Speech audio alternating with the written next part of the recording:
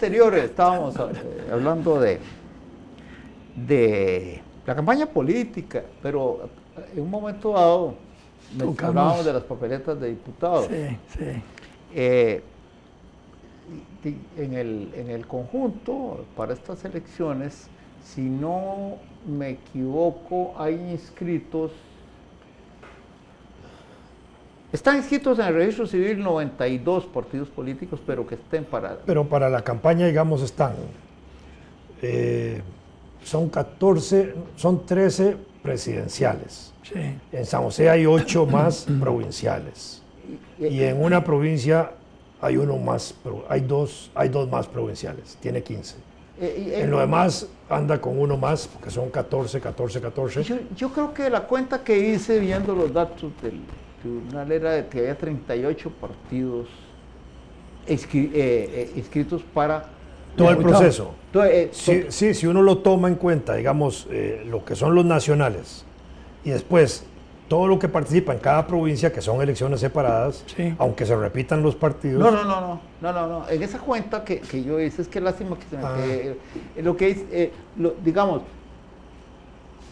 es que el tribunal da un dato que está en la red, donde tiene todos los partidos inscritos. Sí, eso sí, los que están inscritos. Los que están inscritos y que participaron, por ejemplo, en elecciones municipales. Ah, bueno, eso sí, eso suman un montón. Tantos son cantonales. Sí. No participan ahora. No. Tantos son provinciales, tantos nacionales. Unos participan y otros no, en provincia. Pero que de los provinciales que están participando, sí, más los nacionales. Yo puse el número en una nota que escribí para el periódico, pero ya se me olvidó. No, ese yo dato sí lo hice, porque al analizar las listas de diputados, al final tenés, si sumas todos los partidos independientes por provincia, aunque se repitan, son 76 partidos. Bueno, esa es otra manera de verlo, sí.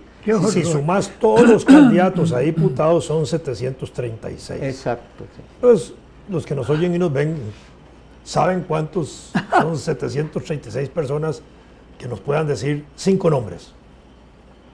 Ese es el ejercicio que 5 nombres de esos 736 candidatos a diputados, 5. No es mucho. ¿Es menos de qué? ¿Menos del 1%? Sí. ¿Pero por qué 5?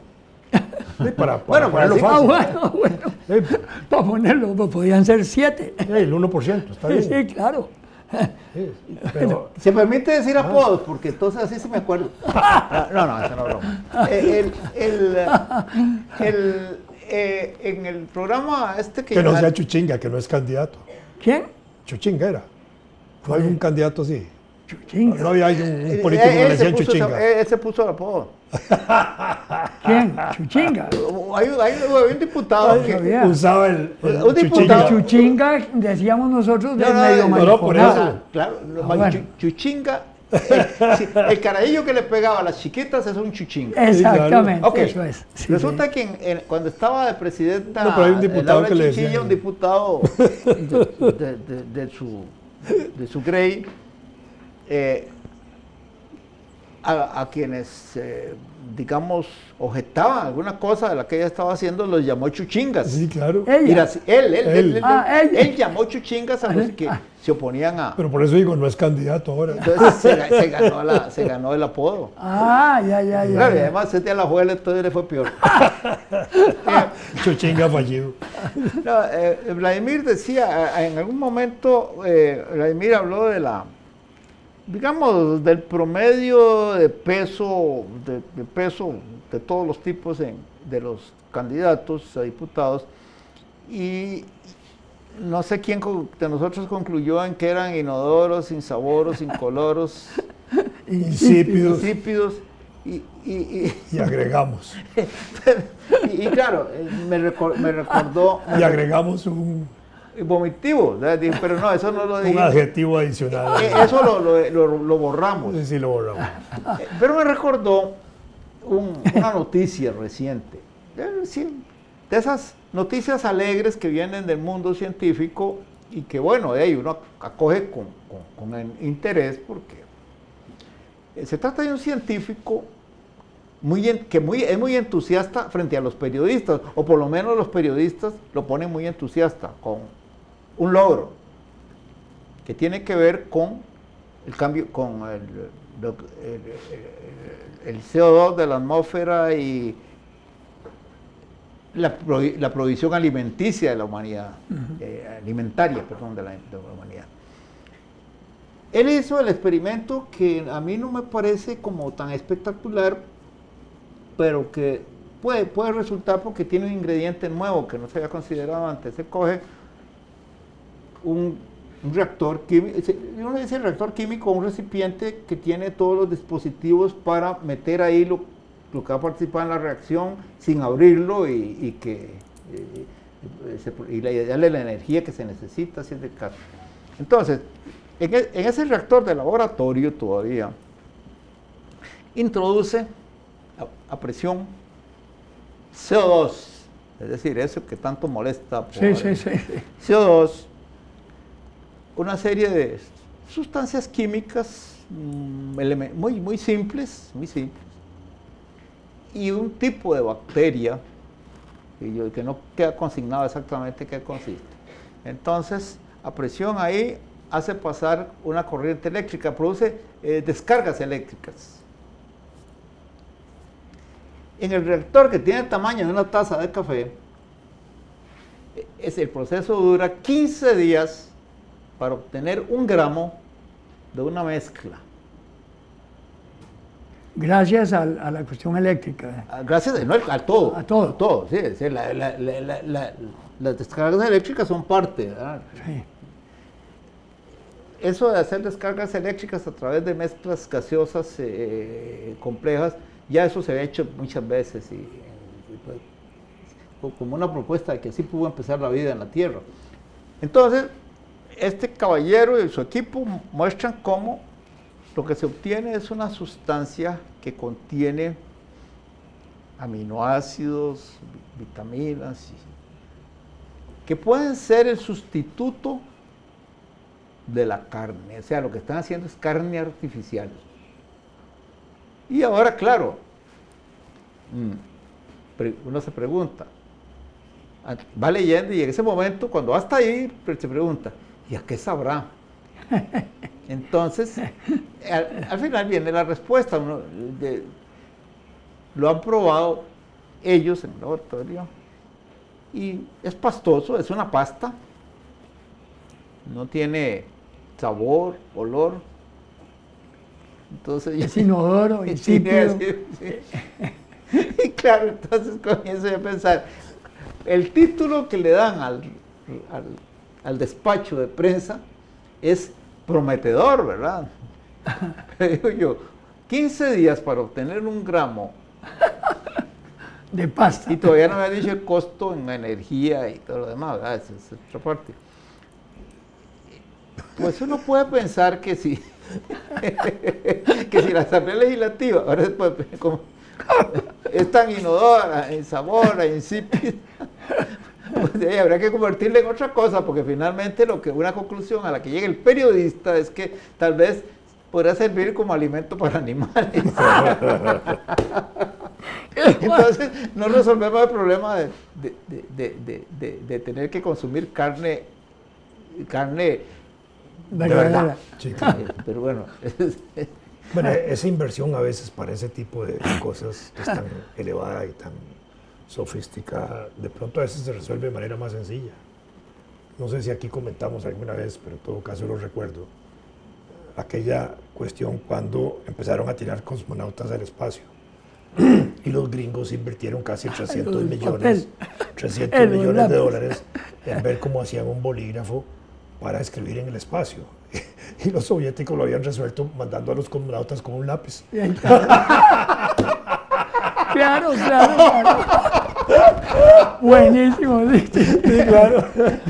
Tanta carajada. Escribir ahí sin gravedad en el espacio, patas arriba, patas abajo, panza arriba, panza como sea. Ah, no, con un lápiz resolvieron el problema. Claro. Eso sí está bueno porque claro. Sí, la lógica, la simpleza de las cosas. Claro. Querían tinta indeleble. Exactamente. Sí, hay todavía científicos que se pasan investigando la solución de problemas que son idiotas, ¿verdad? Que se solucionan solos, ¿verdad? No, hay que tener mucho cuidado porque en esos experimentos uno puede pensar que son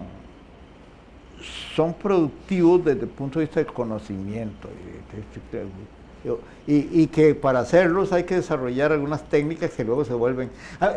Yo he contado que a mí me pasó que un día llegué siendo rector y como quitándome las escamas de la química, llegué a la escuela de química y un profesor, un gran profesor, de los mejores, me mostró un cromatógrafo de cierta clase que era, a mí me asombró no por el tipo que era, porque era nuevo, de lo más reciente, sino por el tamaño tan pequeñito que tenía. ¿Un qué, perdón? El tamaño, sí, era muy pequeño, un cromatógrafo. Ajá, ya. Pero ahora, verás, el asunto es que entonces, a mí me produjo una gran emoción cuando me di cuenta de qué era lo que estaba viendo. Porque la fábrica del cromatógrafo era la misma, yo la conocía, era Wouters de Massachusetts. Yo había trabajado con los ingenieros de esa fábrica en el proyecto de la vitamina B12, de la síntesis. Pero fíjense que la vitamina B12, cuando se obtuvieron los primeros miligramitos de vitamina B12 totalmente sintética, el profesor Woodward, que era el director del proyecto, el piloto, el jefe, el zar del proyecto, nos lo enseñó así en el fondo del tubito de ensayo. Y yo digo, pero no digamos cuántas toneladas de sustancias son necesarias para llegar a esto.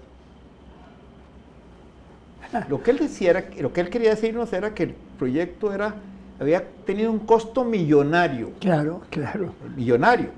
Digamos que nosotros trabajamos en atmósfera de argón y un tubo de argón costaba $15,000 y lo cambiábamos así cuando se acababa. Entonces, yo recordé, así me vino a la mente todo el proceso mediante el cual en un momento dado necesitamos hacer unas separaciones que se consideraban imposibles o digamos improbables. En ciencia nada es imposible. Y entonces vinieron los ingenieros de la Wouters y les planteamos ahí en un tumulto del diablo cuál era el problema.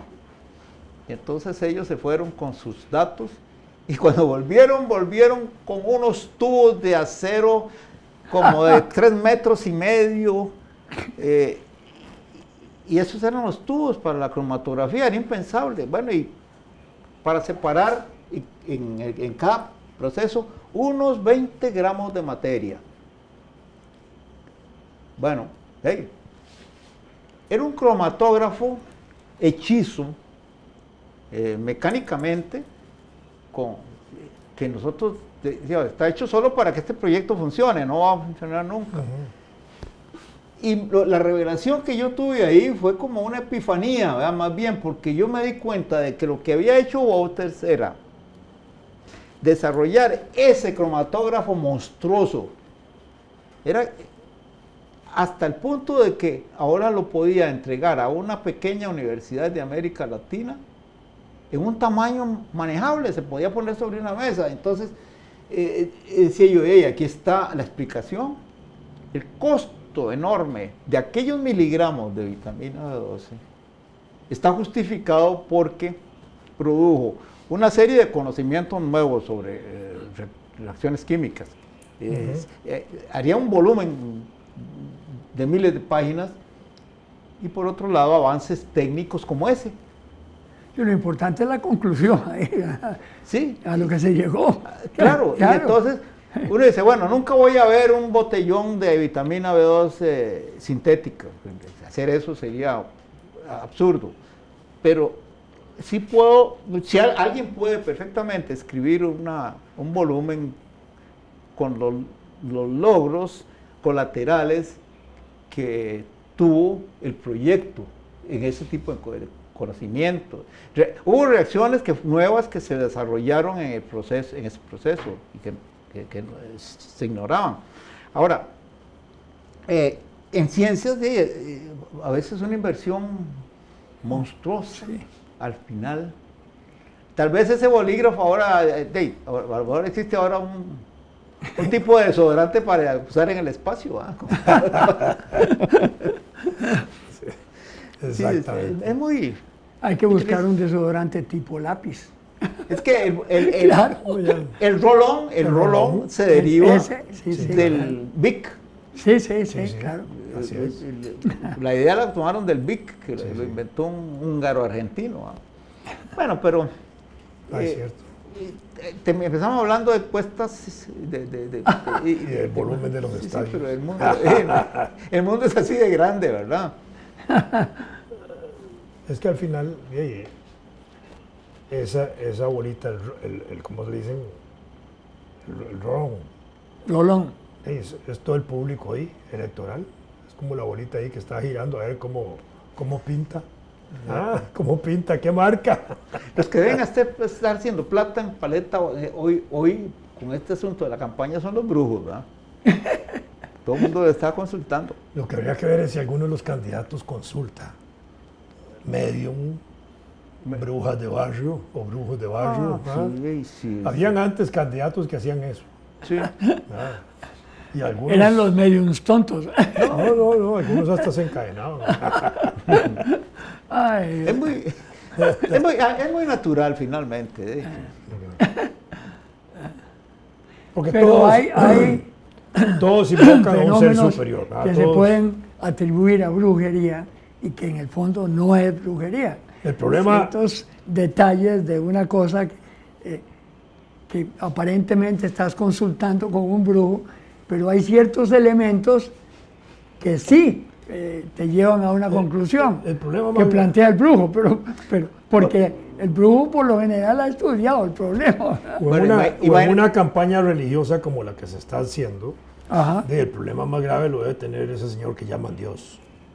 Porque es lo que Dios quiera. Y Dios ahí tiene 13 candidatos menos uno, digamos, que puede ser ateo. O 2 tal vez ahí, que no son muy religiosos. Y el resto son 11 que sí creen y depositan la confianza. Y ese carajo debe estar ahí complicadísimo en ver a cuál le da el voto, porque al darle el voto a uno y al decidir a quién apoya, está eliminando a los otros que son partidarios de él, es que no es un cuento. Porque si estuviera echándole el cuento a los que solo a uno de ellos contra todos los demás que no son de él, pero es que ahí son 9 disputándose su favor. Una catizumba.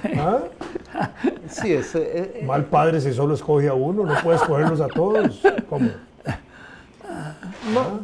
Claro, él tiene... No, pero puede hacer como el juego de naipes, coge y tira a ver cuál le sale. Juega con la cucarachita ahí. Como o con la cucarachita. No, ¿qué va? Sí.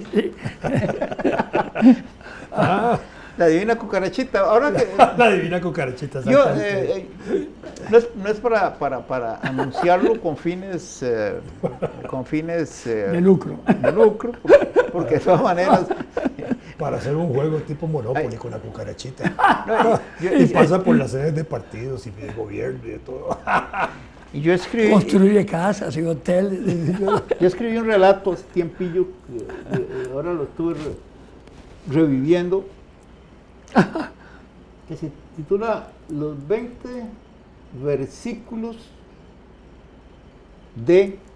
Y luego falta la otra parte, pero se refiere a algo que recientemente salió otra vez, a las bolas de los aborígenes costarricenses. Las esferas. Que eran bolas de esas donde ven los brujos. No, es mejor echar en un vaso de agua con una clara de huevo, una yema, una clara de huevo. Sí, una clara de huevo. Hay una señora en Alajuela, precisamente, que hace eso. Las esferas líticas perfectas que hicieron nuestros antepasados aborígenes en Costa Rica, que son como únicas y todo eso, y son muchas, y todavía no se han descubierto todas las que se hicieron seguramente. Bueno, pero hace poco salió una explicación de expertos y no me dejó satisfecho, entonces me acordé del cuento y lo rescaté. Perdón, ¿no te acordás de lo que dijo Vladimir? Eso. Que era natural, que se hacía sola. Esferoidal. Sí. Proceso de la naturaleza. Bueno, pero yo no... Pero porque no se da en todas partes. Igual acaso se da el petróleo en todas partes, y el oro en todas partes. Es el mismo fenómeno. Ah, bueno, ¿cómo va a ser el mismo? Sí, así es. Sí. La naturaleza es muy desigual en la distribución de las cosas. Pues claro, entonces, claro. Oro por aquí, uranio por allá, plata por aquí, estaño por aquí, cobre por allá. Chorizo por acá. Bolas de Chorizo meteorización esferoidal no se produce en todo lado.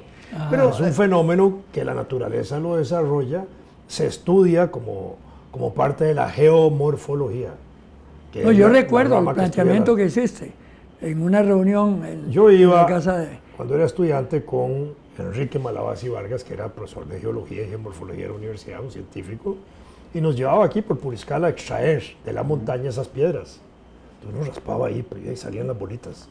Entonces él nos explicaba cómo era eso, que era el mismo fenómeno por el cual se produce la estalactita y la estalagmita por concentraciones de esa naturaleza. Y entonces se produce una que se llama meteorización esferoidal, que da esas bolas que son casi perfectas. Pero no en todas partes del mundo se producen. Sí, sí. Así como no se produce petróleo en todas partes del mundo, así igual. Bueno, en mi Porque historia... usted es macho y nosotros no, de ahí. Macho, todo pelo blanco. Por eso. Bueno, pero me imagino que siempre, cuando era joven tenía pelo rubio. Rubio, sí. Ah, bueno, sí. No, en mi historia yo encuentro una explicación. No es que yo la proponga científicamente, estoy escribiendo un relato. Sí. Pero que no es de ciencia ficción, porque entonces, claro, hay esos que ponen a los extraterrestres no, nada de eso. Una explicación que yo creo que tiene sentido, pero que no me interesa demostrar, no tiene por qué ser demostrado. Que te den méritos, no te interesa. Pero conforme pasan los días y la voy revisando, me voy dando cuenta como que me parece cada día mejor.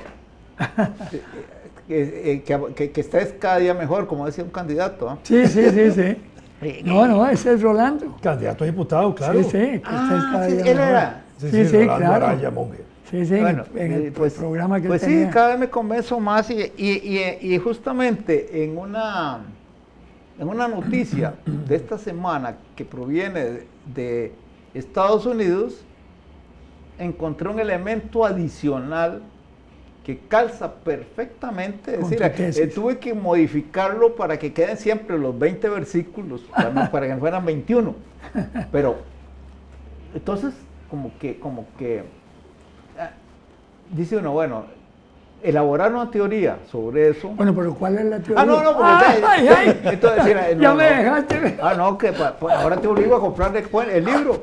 Bueno, ya hiciste un libro. No, viene en un libro, pero de relatos.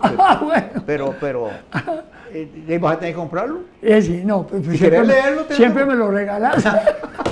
No, es la única manera que la gente lea es regalándome los libros. Yo sé eso. Pero bueno, ya lo verán.